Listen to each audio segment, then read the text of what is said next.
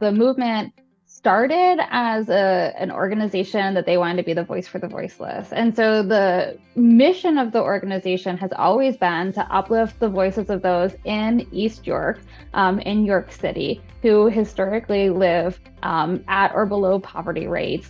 It is one of the lower income neighborhood areas in the city. And so the work of it has evolved in response to what the community is looking for.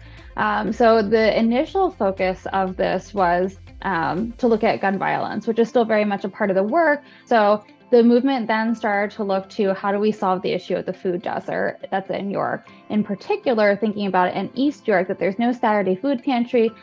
So Anu started to work with Midwest Food Bank, and through that, he's able to bring pallets and pallets and pallets and pallets of free food that otherwise would have gone to waste here to York County. It's the only place that you can access as a food pantry in the East End of York on a Saturday. So that is what the food pantry, or what the movement does right now, is its primary source. In the past, it's also helped during COVID to coordinate applications for assistance when we had to worry about housing and people not working.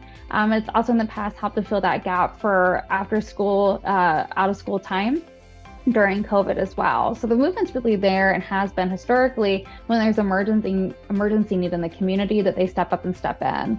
And I think that's also something to point to here, that while Anu's been nominated, that it's important to share that part of the reason that this is successful is because Anu's really spearheaded the food desert issue.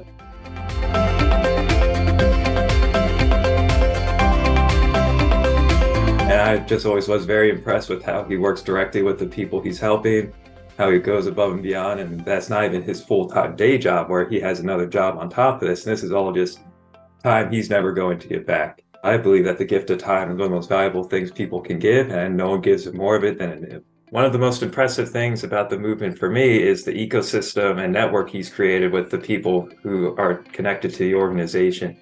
So the movement is far beyond just Anu. If you've ever pulled up their Facebook group, you can see the different people out there offering to lend a helping hand, or people feeling comfortable reaching out for help for things like moving, rental assistance, where to find apartments, food, schools, anything like that. People are always looking for help, and the people in place at the movement that Anu's been cultivating are always willing to step up and lend a helping hand.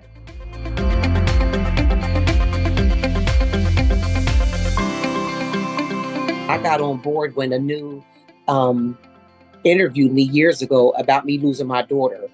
Our topics and our conversations were about depression and helping families how to deal with grief and deal with, situations that people don't like to talk about because they're embarrassed.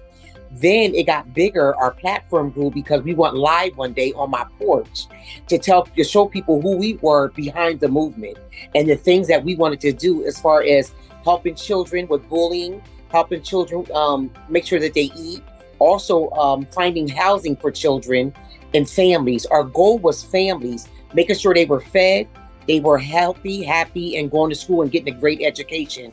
Then it became bigger because we had a building, and then we start getting a food pantry. We start getting donations to help families and children with uniforms. We started trying to get the resources. That was our main goal. Resources for the community, if they weren't aware of it, were available to people Monday through Saturday.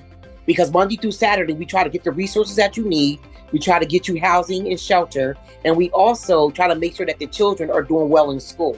That's our main goal. So me becoming a board member became very important to me, because I believe in what the movement is doing for people. I truly am a part of this from the heart, and we do this with passion every day.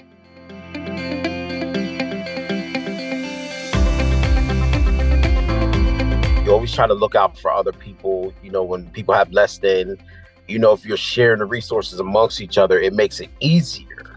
So I've always known that my whole life, you know what I mean? But to see a community doing that, which I had started the movement in Carlisle, PA. So I was watching them. I started interviewing people, trying to figure out their stories, where they come from, what their backgrounds was like. I'm dedicated because not only is it the right thing to do, it just something, it just feels like it calls me to do this. Someone has to care enough. Someone has to have a lot of selfless acts And so I try to put those individuals around me to help further the cause. And so far it works. A lot of stuff we do, we ask the community itself, like, okay, well, what do you need? What direction do we need to go? So it's not us coming to them, telling them what they need. It's always us coming to the table saying, how can we fix this? Or what's your point of view? Or what direction should we go? So we're always including people, and people feel better when you include them and get their opinion. They're more willing to help. They're more willing to tell you the problems. That trust, when you get that trust in the community, it puts you in a different perspective in their life.